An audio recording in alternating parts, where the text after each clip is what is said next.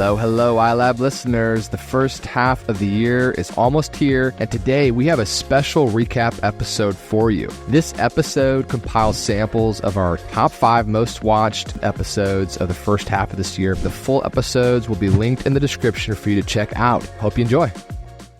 Hello, future billionaires. Welcome back to the Invest Like a Billionaire podcast. We've got a fun episode today talking with Bob Elliott of Unlimited Funds. So Bob is a quant. He's a macro guy. He comes from the world of hedge funds and actually spent the majority of his career at Bridgewater, which is now the largest hedge fund, and really has brought a really cool perspective to the alternative investment space, where most of the hedge funds and a lot of different types of alternatives, as you may know, have difficulty being accessed for a lot of investors, and they also lack liquidity many times. So they are using machine learning and different models that they've been running for a long period of time to replicate the returns in the portfolios of hedge funds to be able to bring the alternative investment benefits using liquid public market securities, so you have the ability to still have liquidity. So really, really cool. We get all into the weeds of it here, of how it works, how they use this model to work with hedge funds, work with VC firms, also work with more traditional private equity. These are all topics we've talked about, but how they're replicating that in their models,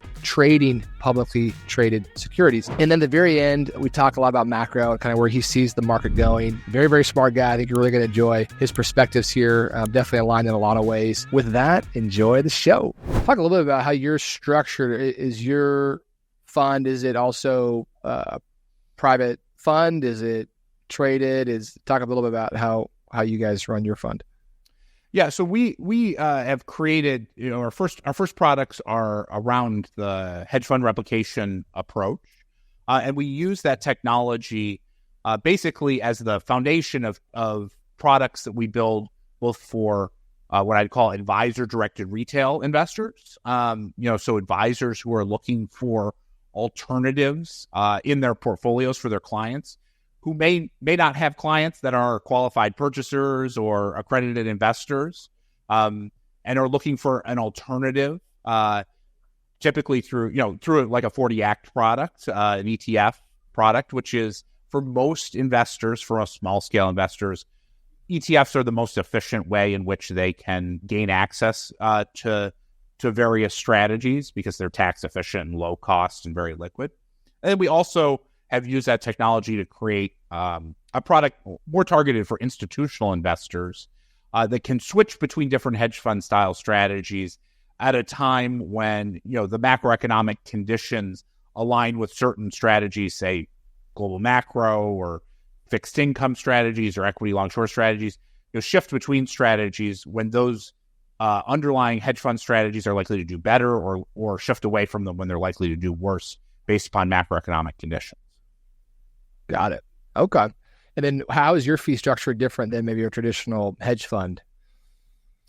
Yeah. So when you're thinking about, from the perspective of an ETF, those fees are typically, those are fixed fees, fixed management fees that are typically associated with an ETF. And, the vast majority of ETFs are priced under 1% in terms of the annual fee. And so that's considerably lower than you might see with a typical 2 and 20 structure, which is maybe something like 400 basis points a year, or 4% a year.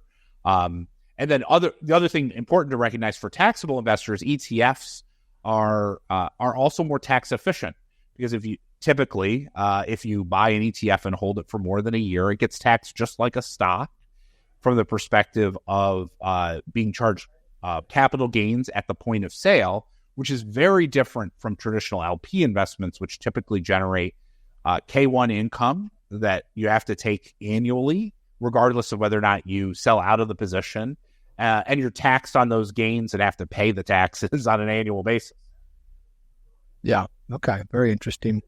So it sounds like you said advisor-related retail or advisor-sourced retail investors. So investors need to go through their advisors to access the funds, I'm assuming, or do you guys have direct to retail, direct to consumer? Most retail platforms that folks are trading on, our product is accessible on there. But the reality is that this is a sort of product that's not going to become the next meme stock. It's the sort of thing that, frankly, advisors who are trying to build robust institutional quality portfolios, but instead of using direct investments into managers, what they're using are ETF model portfolios. This is the sort of product or strategy that fits into that alts bucket of your ETF model portfolio in the same way you might have, an equity allocation or a bond allocation. Hello, future billionaires. Welcome back to another episode of the Invest Like a Billionaire podcast. I'm your host, Ben Frazier, and today we've got something unique for you. We recently did a webinar called a Private Credit Masterclass. And so this is an area of discussion that a lot of people are curious about, especially right now in the current economic environment we're in. And been hearing the buzzwords around private credit, credit investing. What does that mean? And why is it such a unique opportunity right now? And so periodically we do these kind of masterclass webinars, really educational focused, to just lay the landscape of these particular topics. So today's part one of the Private Credit Masterclass. We have a special guest that we brought on who's been in credit and banking for over 30 years, good friend Anton Mattli, to just bring some great experience and perspective to what's going on. And if you have any interest at all learning about private credit and really the whole landscape of opportunity, definitely encourage you to check this out. It's going to be a two-parter because we spent quite a lot of time really laying the groundwork for understanding what this is. So I think you're really going to enjoy it, and appreciate you all listening. If you are enjoying it, please feel free to share with a friend, leave a review, share some feedback with us. We always appreciate that. Thanks so much. Enjoy. And so it is possible, and it's likely that a portion of these will make it out. But there's a lot that, we'll get to here in a little bit, of distressed deals that it's unlikely that, whether they, kick the can down the road or not, they wipe the equity out. They're not going to be able to recover at the current basis that they bought it at and the current debt service that they have. And so the other kind of thing that this does is it further elongates the credit tightening, right? Because the way that the banks lend, and I'm speaking here mostly traditional banks, is they have certain leverage ratios that they have to hit, and they can only lend based on a certain amount of equity capital they have. And if they don't have payoffs, they don't have new capital to put out to new loans. Again, so if existing loans don't pay off, they can't make new loans. Right. Yeah. Right. So it's creating that tightening. You have this chart here, bridge loans that were originated. So we saw a huge amount of bridge loans. And so just as a real quick explanation of bridge loans, so these are non-banks, these are private funds, and they were very popular in 2021 and 2022 because they would do super high leverage rates, a lot of times up to 80% of the purchase at these very low cap rates. So very high values. And then a lot of times they would lend up to 100% of the renovation budget. And so it was very compelling for a lot of these operators because, one, it's not a big down payment they got to put in. Welcome back to the Invest Like a Billionaire podcast. I am your host, Ben Frazier, and very excited about today's guests. Plural, we have Rick Macci and Jerath. They are teamed up and they have written an awesome book called $1 Billion Mind. And when I first saw what they had put together to come on the podcast tours, was very intrigued, obviously, with the connection of the billionaire. But we've also been doing more episodes focused more on mindset recently and how that kind of impacts us as investors, impacts us as business owners, how we can continue to improve and grow and learn and break through ceilings. And if you don't know who Rick is, he is famously the coach for Serena and Venus Williams, and has been a tennis coach and one of the premier coaches for many, many decades. And Rick, he didn't probably want me to tell this, but he charges $800 an hour for lessons. So you guys get a very, very valuable next hour for free. For you, since we're doing the podcast, I'm going $7.99. All right. So, wow. Okay. That's a good deal. We'll just put your Venmo in the show notes at the end. People can write it in. And not to be outdone, we have Neva, who is a Harvard-educated neurologist. And as I said, they've teamed up to write a book called $1 Billion Mind. So, Neva, Rick, welcome to the podcast. Thanks for coming on. Yeah, thanks for having us. It'll be a lot of fun.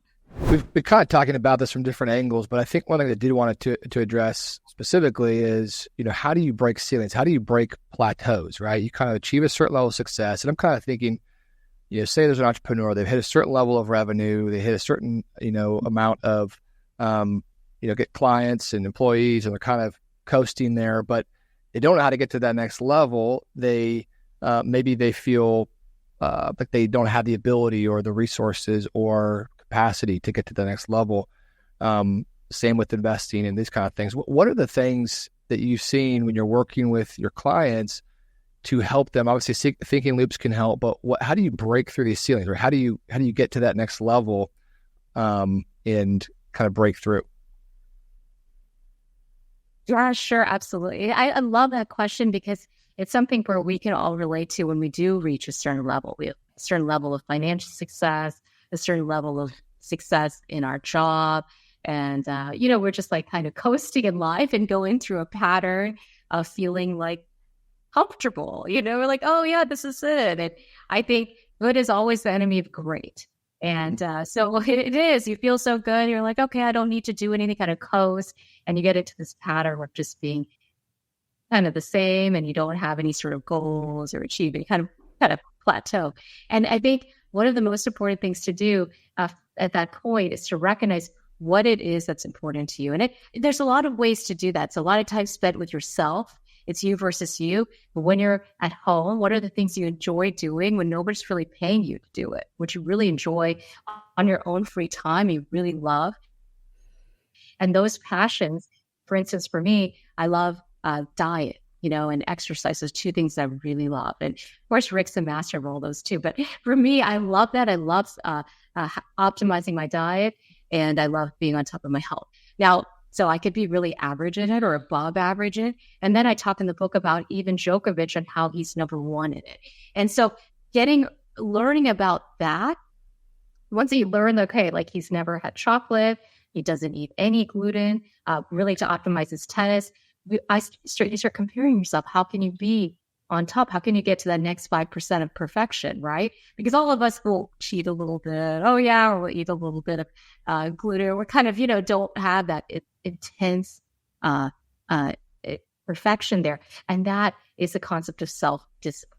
So you get to that, you break that barrier by disciplining yourself, and it's you versus you. So if you want it and you start making that discipline, and then we'll start by visualizing what you want, and you'll break through with those two things of visualization and discipline and getting there. So I love those concepts because for me, it was almost that little 5% that I could do better. And I was like, everywhere that I could do better. I'm going to make this diet better. I'm going to be better. I'm going to learn more, and I'm going to achieve that, rather than just saying, okay, my diet's good, I'm okay. Like I can always make it better and learn. And so knowing what you want, and then visualizing it, and then getting the discipline to get there, even if it's a 5% difference. You can maximize your life. Hello, future billionaires. Welcome back to a new episode of the Invest Like a Billionaire podcast. I have a fun interview for you today with a gentleman named Andy Lee of Parallaxis Capital, and very, very fun discussion all around one particular asset class that you've probably never heard of, called TRAs, tax receivable agreements. And really cool background. He tells a story of why he got a master's in taxation, really as the way to appease his dad and just not have to do a lot of work, but it actually ended up really working in his favor, finding a very unique asset class of C Corps that kind of creating these receivables, and it gets all into it. Really, really cool stuff. But again, with our goal here, Invest Like a Billionaire, we like to do a lot of different things. One of them being educating around unique, interesting asset classes that you maybe never heard of, and things that are very interesting and happening in the alternative finance space. With that, if you are enjoying the show and you're not already subscribed, please do so. And if you can leave us a review, that really helps us get the word out, get on bigger guests onto the show so we can keep adding more value-packed content. And I hope you enjoyed this show. Thanks.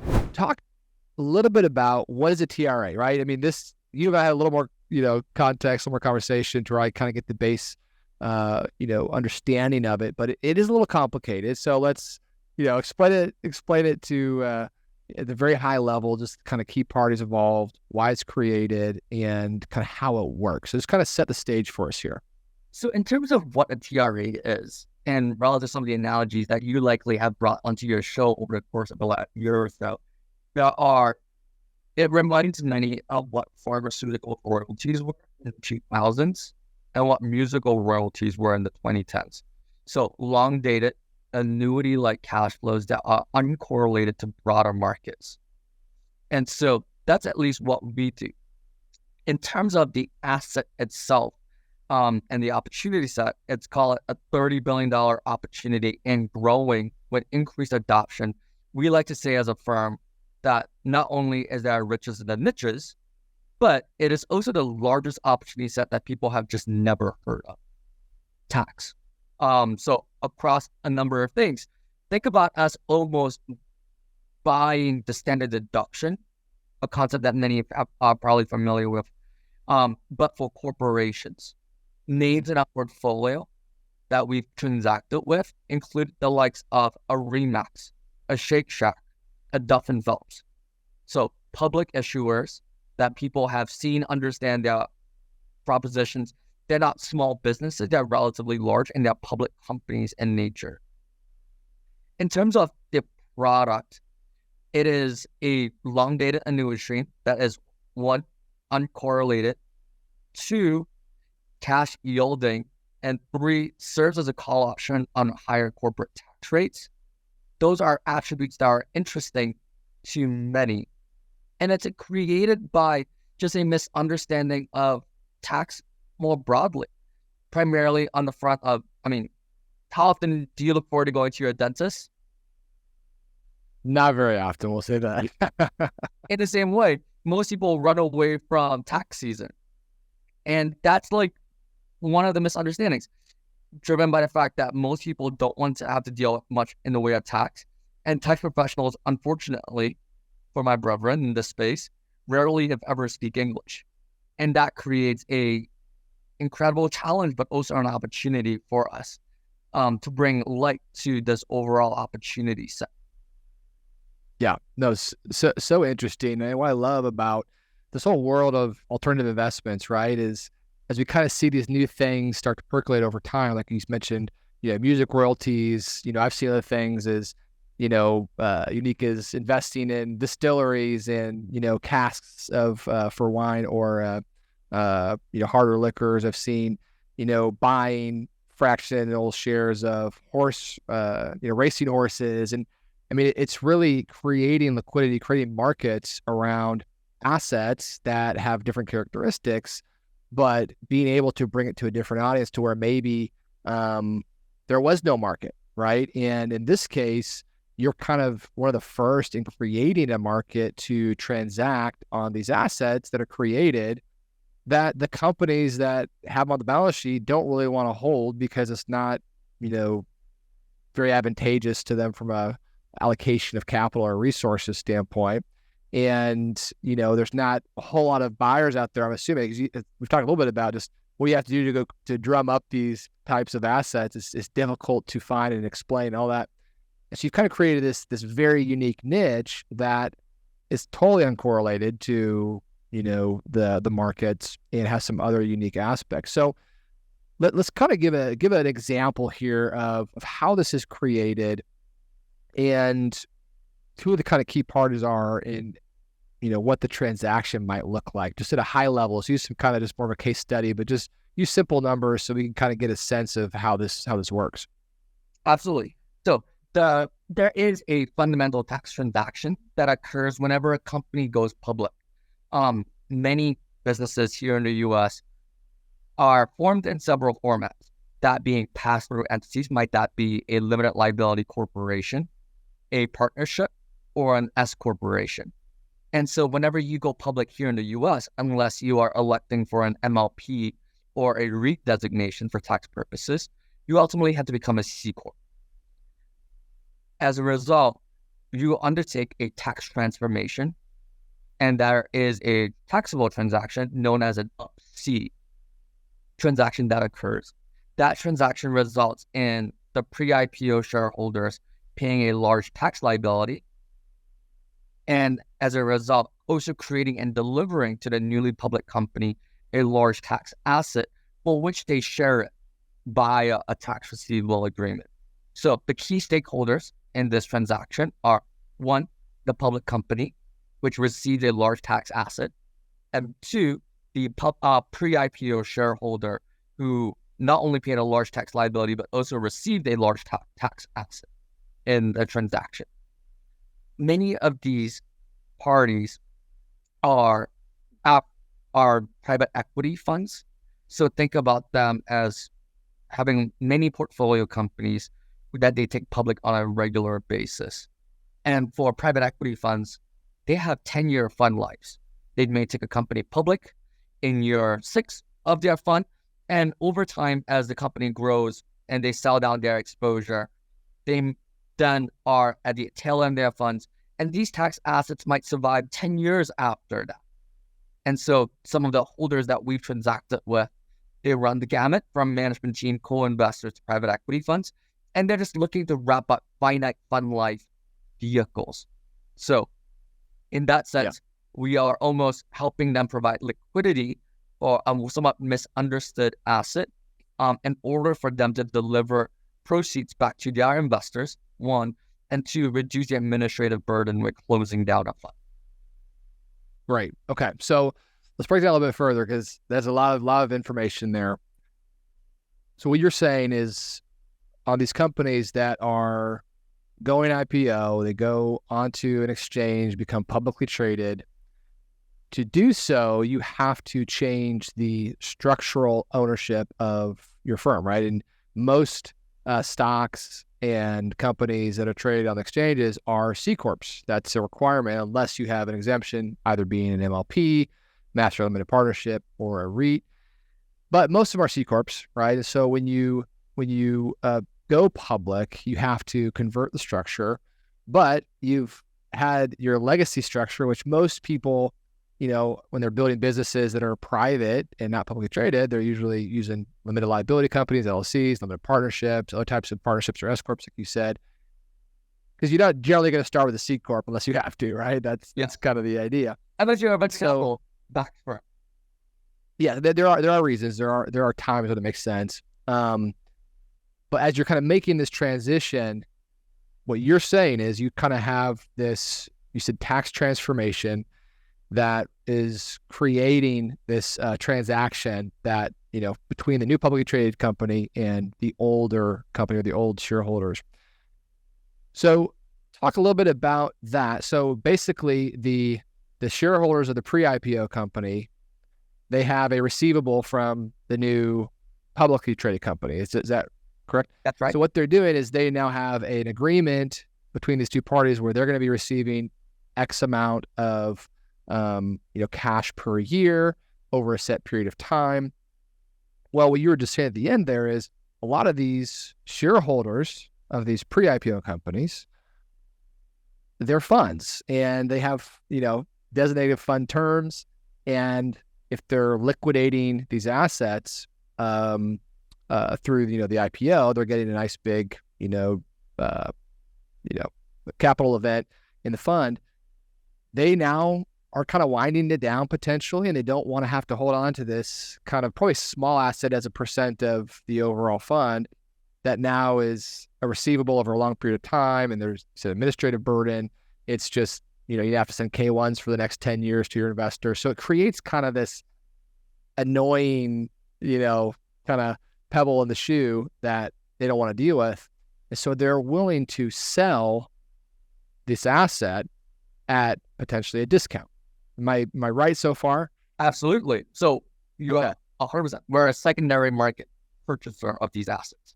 Hello, future billionaires. Welcome back to another episode of the Invest Like a Billionaire podcast. Today's show, I've got a returning guest, friend of mine. Her name is Whitney Elkins-Hutten. She just wrote a book called Money for Tomorrow, and this is really, really good stuff. So she talks about really her reason for writing this book. She wrote it initially for her daughter, and it's all about not only how to build and grow your wealth, but also how to keep and protect your wealth. And if you know Whitney at all, she speaks a lot, does a lot of different coaching. She's been in this space for over 20 years and she's learned so much. And this is just a pure pass on the knowledge to people that are a few steps behind. So she talks everything about making sure your goals are align with where you want to be, changing your mindset to help achieve where you want to get to, mimicking the ultra wealthy and doing the things that they are doing to put yourself in a position to have the best chance of success. And then the real big things a lot of people don't talk about sometimes are, what do you need to do to make sure you're keeping and protecting your wealth and avoid building this moat so you avoid erosion of your wealth. And then lastly, how to pass it on. So she has all these things. It's a longer interview, but it's so good. A lot of good things. Definitely encourage you to get this book and support what she's doing. It's called Money for Tomorrow. And again, if you're liking the show, we appreciate the support. Make sure you hit subscribe so you don't miss any other episodes, and leave a review, share with a friend. I always appreciate all that. So with that, enjoy the show. Talk a little bit about making that shift to kind of a multi-generational wealth plan, and where do you see a lot of people kind of miss the boat or kind of not do it right? Yeah, and this is, we touched on all the different rules here: creating wealth, keeping wealth, growing wealth. Now we're in kind of the last rule bucket, which is how do you pass it on? I think most of us really fully understand, we should have a living will or a trust in place, or excuse me, a will or a trust in place. Okay. But that's just part of the kind of like the order of operations in order to pass wealth on effectively. And I'll tell you a little story. When my mom passed away, I knew there was a will. I just assumed it was in the safety deposit box. I was the sole heir and the sole executor on the estate. And when I say heir, remember, my mom lost $200,000 in her retirement account. Heir does not mean that you actually get money. So anyway, so I'm trying to settle the estate. My husband and I are going through her house, and, she had dementia, and it was just, I don't think she had thrown away a piece of paper in like the past 25, 30 years. She was super organized. That was the bizarro part, is that the filing cabinet was the floor. Right? So everything was piled up, all the different bank accounts. And I'm like, thank goodness nobody decided to break in the house, because they would have had access to everything. Nothing was under lock and key. Anyways, so we're trying to find the will. Can't find the will. Assume it's in the safety deposit box. There's a copy there. I'm like, oh my gosh, we got to find the will. And then, so here I am. I don't know where any of the assets are. I don't even know what the assets are. I don't know where the will is. I don't even know how to contact the water company or the electric company or anything like that, because she never moved things out of my dad's name. And so now I don't just have to get her off the account, I have my dad off the account, so I can start taking care of all this. And so passing wealth on effectively, there's training your executor. Okay, that is one huge part of it. Where's the will? Where's the assets? Okay, just give them a high level walkthrough. If I pass away, this is why I want everything organized the way it is. These are all the contact information for all of my investments. I'm not going to give that to you right now. I'm going to put it under lock and key, but you know how to get to everything in case something happens to me, right? But then there's also educating heirs. Okay? They're the ones that are now going to be stewarding whatever you left. And so that actually education starts now, right? They should be kind of looking over your shoulder as you build your portfolio, whether it's actively or passively. You should be playing games, reading books, talking about, how things are going to pass on to them, not just them getting handed a piece of paper when you pass away and, Susie gets 30%, Joey gets 30%, and then, Bobby gets 40. Why did Bobby get 40? I don't know. Has the daughter left with the trust or the will, right?